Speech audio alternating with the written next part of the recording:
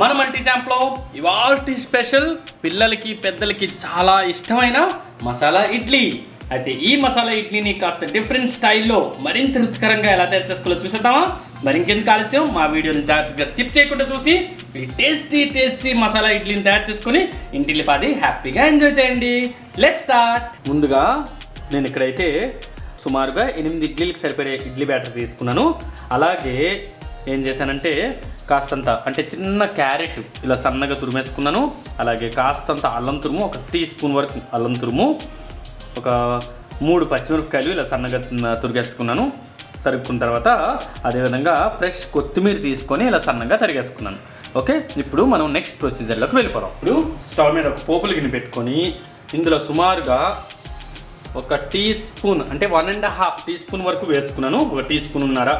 Okay, oil వేసుకొని oil కాస్త వేడెక్కిద్దాం. Oil కాస్త వేడెక్కింది ఫ్రెండ్స్. ఇప్పుడు ఇందులో 1/2 టీ స్పూన్ వరకు ఆవాలు, అదేవిధంగా 1/2 టీ స్పూన్ వరకు జీలకర్ర వేసుకొని స్టవ్ని మాత్రం లో ఫ్లేమ్లో వెంటనే పెట్టేసుకోండి. ఇది చిటపట్లు ఆడుతున్న సేపట్లోనే మనం ఏం చేసుకోవాలంటే ముందుగా అల్లం తురుము పెట్టుకున్నాం కదా, ఆ అల్లం తురుము అదేవిధంగా పచ్చిమిరపకాయలు వేసేసుకున్నాం.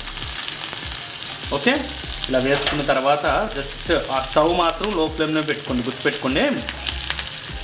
ఈ విధంగా కలిపేసుకుందాం. ఇలా కలుపుకున్న తర్వాత మనం క్యారెట్ తురుము రెడీ పెట్టుకున్నాం కదా, ఆ క్యారెట్ తురుము కూడా ఇందులో వేసుకుందాం.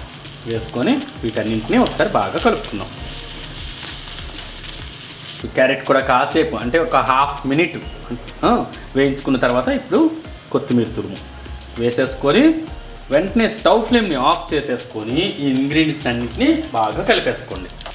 ఓకే, వెంటనే స్టవ్ ఫ్లేమ్ని అయితే ఆఫ్ చేసుకొని కొత్తిమీర వేసుకోండి. కొత్తిమీర వేసుకొని స్టవ్ ఫ్లేమ్ని ఆఫ్ చేసేసుకోవచ్చు. ఓకే, ఇంగ్రీడియంట్స్ అన్ని బాగా కలిసాయి కదా. ఇప్పుడు ఈ పోపునంతటిని ఈ ఇడ్లీ బ్యాటర్లో కలిపేసుకుందాం. ఇప్పుడు మనం ఇడ్లీ పాత్ర తీసుకొని అంటే ఒక ఇడ్లీ ప్లేట్ అయితే నేను తీసుకున్న తర్వాత ఇందులో కాస్తంత నెయ్యి వేసుకుందాం. చూడండి, కొంచెంగా జస్ట్ ఒక 1/2 టీ స్పూన్ చొప్పున నెయ్యి వేసుకున్నాను కదా. వేసుకున్న తర్వాత ఇలా బ్రష్తోని మొత్తం అంతటికి గ్రీస్ చేసేసుకున్నాం. ఇలా గ్రీస్ చేసేసుకున్నాం కదా. గ్రీస్ చేసుకొని మన ముందుగా కలిపి పెట్టుకున్నాం కదా ఇడ్లీ బ్యాటరు కొంచెంగా ఇందులో పోసుకున్నాం. చూడండి, ఈ విధంగా ఇడ్లీ బ్యాటర్ని అయితే వేసుకున్నాం కదా. ఇప్పుడు జీడిపప్పులు నేను ఇక్కడ రోస్ట్ చేసి పెట్టుకున్నాను ఫ్రెండ్స్. రోస్ట్ చేసుకుని పెట్టుకున్నా అంటే నేతిలో రోస్ట్ చేసి పెట్టుకున్నాను. ఆ రోస్ట్ చేసి పెట్టుకున్న జీడిపప్పులు జస్ట్ గార్నిషింగ్కి ఈ విధంగా పెట్టుకోండి. పిల్లలు ఏదైనా కొంచెం డిఫరెంట్గా ఉంటే తినడానికి ఇష్టపడతారు కాబట్టి ఇలా డిఫరెంట్గా కొంచెం చేసి పెట్టండి. లొట్టలు వేసుకొని తింటారు. ఎప్పుడూ చేస్తున్న ఇడ్లీనే కానీ కొంచెం డిఫరెంట్గా. ఓకే, ఇలా పెట్టేసుకున్నాం కదా. ఇప్పుడు మనం ఇడ్లీ పాత్రలో ఈ ఇడ్లీ గుత్తి అనేది మనం కూర్చోబెట్టేసుకుందాం. అయితే ఫ్రెండ్స్, నా దగ్గర అయితే చిన్న ఇడ్లీ పాత్ర లేదు కాబట్టి నేను ఏం చేశానంటే రైస్ కుక్కర్ గిన్నె ఉంటుంది కదా, అంటే ఎలక్ట్రిక్ రైస్ కుక్కర్ గిన్నె, ఆ గిన్నెలో వాటర్ పోసేసి ఓకే ఈ విధంగా ఇడ్లీ అయితే పెట్టేసుకుంటున్నాను. అదేవిధంగా స్టవ్ని వచ్చేసరికి హై ఫ్లేమ్లో పెట్టి ఓకే అంటే మీడియం టు హై ఫ్లేమ్లో పెట్టి 15 to 20 మినిట్స్ పాటు ఉడకనిద్దాం. చూడండి ఫ్రెండ్స్, ఒక 15 to 20 మినిట్స్ అలా పెట్టుకోగానే ఇడ్లీ అనేది చక్కగా పర్ఫెక్ట్గా ఉడికిపోయింది. ఒక టూత్ పిక్ తీసుకొని ఈ విధంగా చూడండి, చూసారా అస్సలు ఏం అంటుకోవట్లేదు కదా, అంటే మనం ఇడ్లీ అనేది పర్ఫెక్ట్గా ఉడికిపోయింది కదా. ఇప్పుడు ఈ పాత్రలో తీసేసి ఇడ్లీని కాస్త చల్లగా అవనిద్దాం.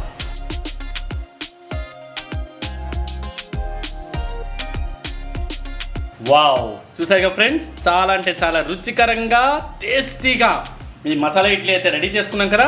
మరి మీరు కూడా తప్పకుండా ఈ టేస్టీ ఇడ్లీ చిన్న చిట్కాలు యూజ్ చేసి ఇలా తయారు చేసుకుంటే పిల్లలండి హ్యాపీగా ఎంజాయ్ చేస్తారు. చూసారా ఫ్లఫీగా చాలా అంటే చాలా బాగుంది కదా.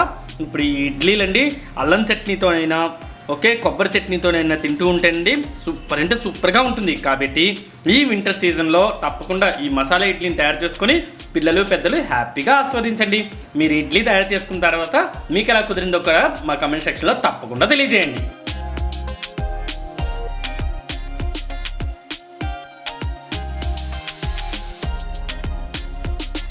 మరి మీరు కూడా డెఫినెట్గా ఈ రెసిపీని ట్రై చేయండి అండ్ మీకు ఎలా కుదిరిందో మా కామెంట్ సెక్షన్లో తెలియజేయండి. Thank you friends, bye.